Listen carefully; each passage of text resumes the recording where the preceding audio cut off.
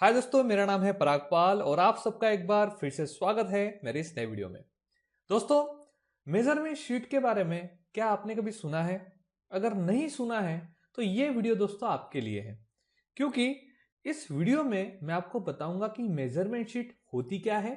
अगर आप site engineer है तो इसका यूज आपको कैसे करना है। अगर आप किसी प्रोजेक्ट पे काम कर रहे हैं तो इसका यूज कैसे करना है, ये सारी चीजें और इसकी फाइल डाउनलोड करने के लिए भी मैं आपको देने वाला हूं। और ये आपके लिए काफी इंपॉर्टेंट इसलिए है क्योंकि आप साइट पे जब काम करते हैं तो आपको इसके बारे में नॉलेज होना चाहिए। वीडियो स्टार्ट करने से पहले मैं आपको बताना चाहता हूं कि मेजरमेंट शीट जो होती है ये एक काफी इंपॉर्टेंट शीट है, बिकॉज इसके माध्यम से हमें ये पता चलता है कि साइट पे काम क्या हुआ है। ठीक है, अगर आपको किसी ने भी साइट पे ये सवाल पूछा कि मेजरमेंट शीट का सबसे इंपॉर्टेंट यूज क्या है, तो आप ये बता सकते हैं कि मेजरमेंट शीट जो है साइट में जितना काम हो रहा है, ठीक है, उतने काम को मॉनिटर करने के काम में आती है, उसका रिकॉर्ड लेने के काम में आती है। और उसके साथ ही साथ आप ये भी बता सकते हैं कि मेजरमेंट शीट का यूज करके हम हमारे रनिंग बिल बनाते हैं, आरए बिल बनाते हैं।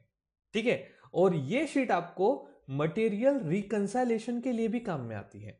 ठीक है, इतनी सारी इंपॉर्टेंट चीजें होती है दोस्तों मेजरमेंट शीट की। आप सबको ये जान के बहुत हैरानी होगी कि मेजरमेंट शीट अगर आप अपडेट नहीं करते हो, अगर आपके पास प्रॉपर मेजरमेंट शीट अपडेटेड नहीं है तो आपके बिल भी पास नहीं होते हैं। ठीक है, तो इसलिए अगर आप प्लानिंग इंजीनियर, बिलिंग इंजीनियर की कोई पोजीशन के लिए अप्लाई करने वाले हो तो आपको मेजरमेंट शीट के बारे में नॉलेज होना बहुत ज्यादा जरूरी होता है। इसको बताने से पहले मैं आपको ये बताना चाहूंगा, अगर आपको ये मेजरमेंट शीट डाउनलोड करनी है तो आपको दोस्तों मेरी वेबसाइट पे जाना है जिसका नाम है civilnotes.com। यहाँ पे आप जब अगर आते हैं तो आपको यहाँ पे डाउनलोड के ऊपर क्लिक करना है। डाउनलोड के ऊपर क्लिक करेंगे दोस्तों तो आपको नीचे काफी सारे डिटेल्स आपको डाउनलोड करने के लिए मिल जाएंगे, आप यहाँ से आसानी से डाउनलोड कर सकते हैं। और अगर आपने अभी तक मेरे यूट्यूब चैनल को सब्सक्राइब नहीं किया जिसका नाम है सिविल नोट्स, या फिर आप परागपाल के नाम से भी आप मुझे सर्च कर सकते हैं। ठीक है, प्लीज दोस्तों इसको ज्वाइन कीजिए क्योंकि मैं आपको यहाँ पे काफी सारी चीजें फ्री में प्रोवाइड करता हूँ। ओके, तो दोस्तों चलते हैं अपने मेजरमेंट शीट के ऊपर। तो देखिए दोस्तों, ये मेजरमेंट शीट का एक्सेल फॉर्मेट है। आपको सबसे पहले यहाँ पे नेम ऑफ कॉन्ट्रैक्टर डालना पड़ेगा, जैसे मैं यहाँ पे डाल रहा हूं एबीसी, ये मैंने नेम ऑफ कॉन्ट्रैक्टर डाल दिया।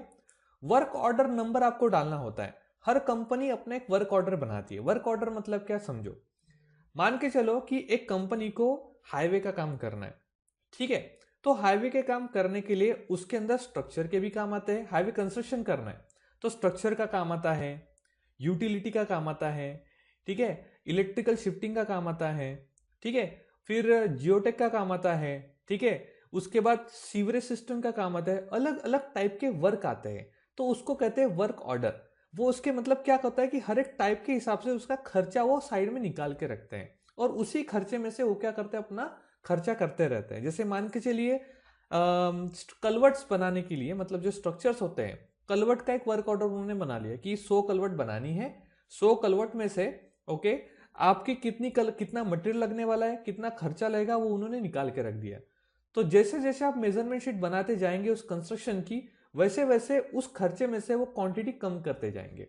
तो इसके वजह से मेजरमेंट शीट का इतना ज्यादा इंपॉर्टेंस है। तो यहाँ पे वर्क ऑर्डर नंबर आपको देना पड़ेगा। जैसे मान के चलिए कि 10 वर्क ऑर्डर आपके पास है, मतलब कलवर्ट का वर्क ऑर्डर है 6 नंबर का, तो हम यहाँ पे लिखेंगे 6।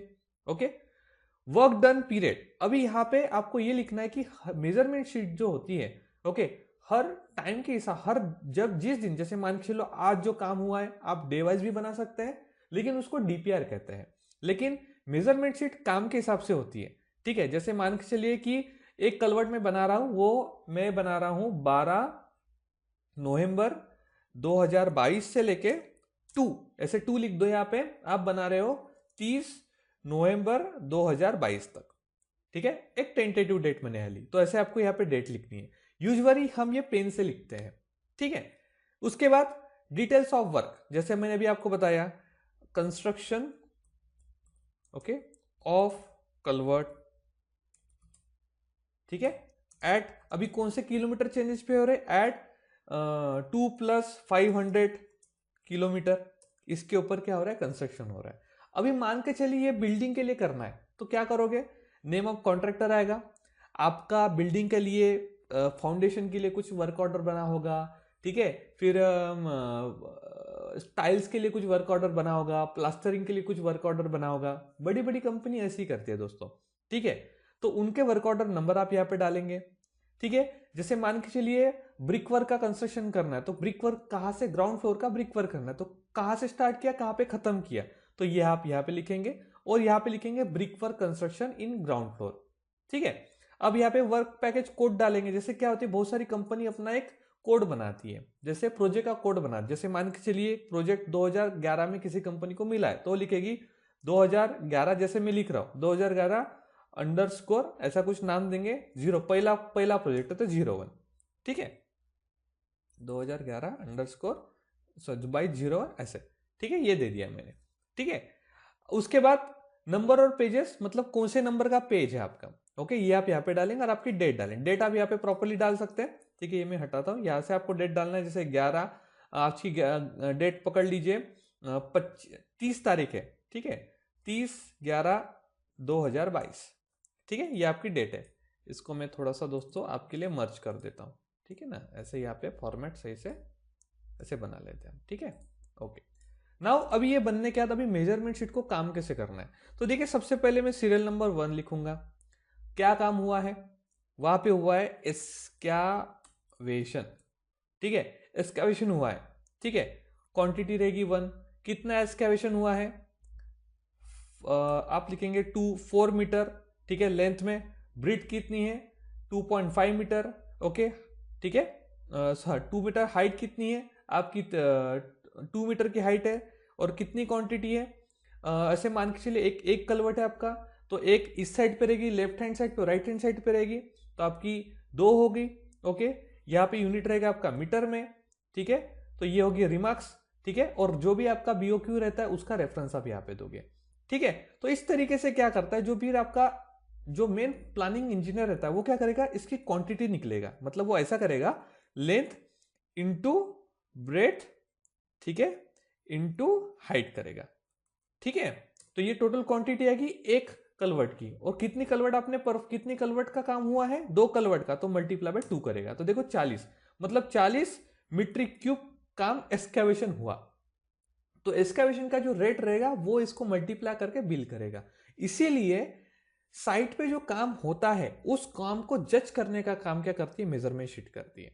अब देखो, अब हम बात करते हैं कंक्रीट कितना लगा, तो हम यहाँ पे सेकंड ऑप्शन लेंगे कि कंक्रीट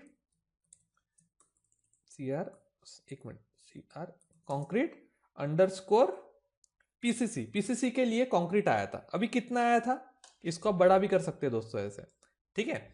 कितना, अभी यहाँ पे हम एक ही लिखेंगे। अभी मुझे पता नहीं कितना है, तो मुझे डायरेक्ट पता है कि साइड से आरएमसी प्लांट से सीधा सीधा जो कंक्रीट आया था वो आया था, पकड़ लीजिए 5 मीट्रिक क्यूब। तो मैं 5 इधर लिखूंगा, क्यूबिक लिखूंगा, मीट्रिक क्यूब या फिर मीटर क्यूब लिख दूंगा मैं, ठीक है। यहाँ पे आप रिमार्क्स में आप लिख सकते हैं कि आरएमसी प्लांट से इस डेट को ये आया था, और रेफरेंस में अगर कोई आपका बीओक्यू नंबर है वो डाल सकते हैं।